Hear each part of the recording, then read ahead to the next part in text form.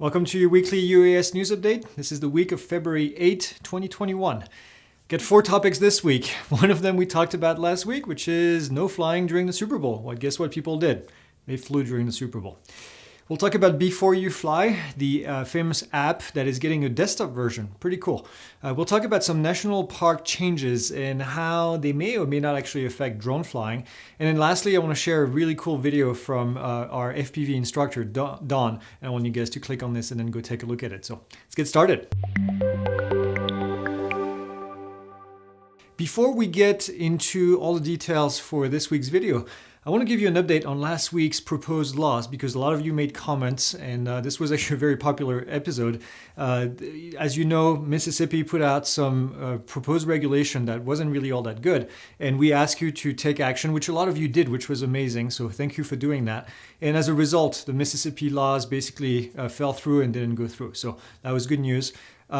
On the same day that I recorded the news update, I record typically on Wednesday mornings and Wednesday afternoons. On the same day, the regulation for, or proposed regulation for Utah came out, and with Mike Lee, and we thought that this was going to be a big deal as well. So again, a lot of you get involved with this, which was awesome. And in the end, the proposed regulation didn't even make it, and they weren't even able to talk about it. So it's lost for now, and I think we're not going to see it for a while, I hope. Now, with that being said, we're going to continue to have our eyes open and our ears open, and if anything happens, I'm going to ask on you guys to take action again. But again, thank you for everyone who emailed me and asked for questions about how you can get involved. We will eventually have more information about how you can actually get involved and make this easier on everyone so we can take action as a group. So this was just a great show from all of you that are watching. I want to talk about the Super Bowl because last week I mentioned that there were a whole bunch of different regulations and a bunch of restrictions over the Super Bowl. One included the festivities before the Super Bowl. And sure enough, there were over 70 violations that I saw before even the Super Bowl came up. So just not good. You know, we've been joking on the Facebook group about saying, don't be that guy. I kind of thought about, don't be a UAS hole. So you guys can put this together. Don't be a UAS hole. Don't be that guy. Unfortunately, that guy was a 33-year-old Florida man who is now facing up to 1 year in prison because he decided to fly during the TFR. And even worse, gets caught and then basically tells the FAA that he knew about the regulation because he shows them the controller and said, yeah, this message popped up saying that I couldn't fly, and he flew anyway. So he's going to be in pretty much quite a bit of trouble, I think. He was flying beyond visual line of sight, flying over people, flying over moving vehicles, and then he knew about the TFR. According to the FAA records, it looks like he's been a pilot, a UAS pilot under Part 107 since January of 2020. So my guess is after this, he's not going to be a pilot for a while, and the FAA is going to probably pull their certificate, and then, well, we never really find out what happens to these people. I say unfortunately, not because I want to be mean and find, but because I want to find the consequences, because I want to share them with you guys. So with that being said, we'll see. Maybe there's a follow-up. All right, next topic. Let's talk about B4UFLY. And B4UFLY is this app that you get on your phone that you can use to figure out, well, what kind of airspace is around you. And based on that, then you can go ahead to and go to a different app in order to submit your lens approval. Now, Kitty Hawk, who has their own lens app, redesigned B4UFLY. I think it was almost 2 years ago now that they did that, and they did a great job with it. It made it much more user-friendly. You should have seen what it was before if you hadn't seen it.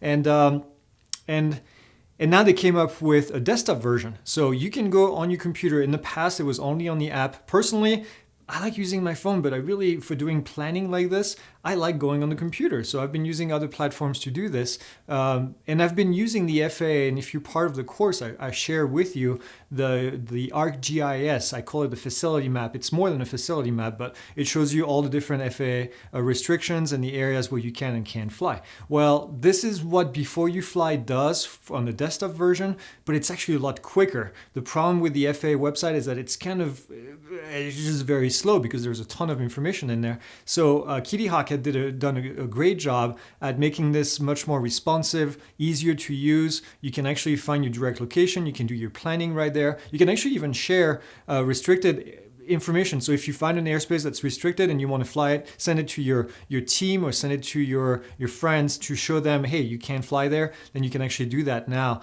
on the desktop, which is pretty cool. So I'm going to put a link down here. You guys can go and take a look at it.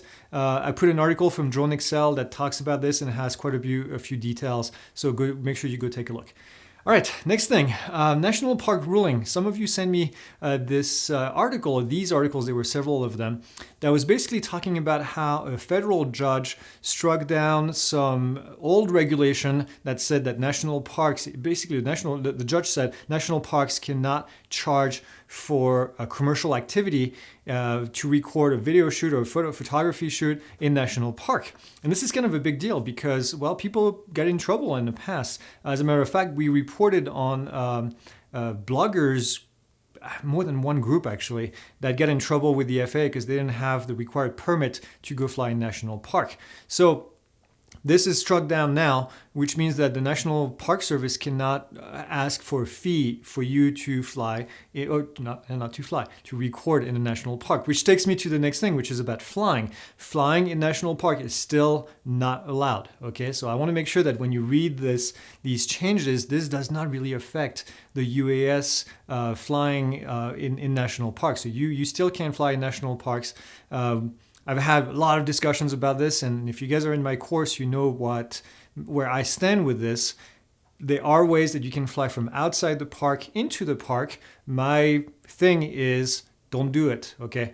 Don't fly inside of a park, even if you take off from outside. You can still get in trouble for disturbing wildlife. And actually, I was talking to somebody in the know about this. His name is John, and John was telling me that if you actually fly and disturb wildlife, if you disturb nests for special kinds of birds, you can get several tens of thousands of dollars in fines and even hundreds of thousands of dollars in fine. And not only that, but he said that they can actually take your property away. So if you were driving a car, they can actually take the car away as evidence and obviously take away your drone as well. So this is something that's really intense. So there's a reason when I say don't fly in national park, even from the outside, is because, well, the airspace may not be restricted, but there are other things. The reason we have national parks is because we have protected species that are in those national parks and need to be in the peace and quiet. We have people that go to national park to be in peace and quiet. So there's a lot of reasons why we want to avoid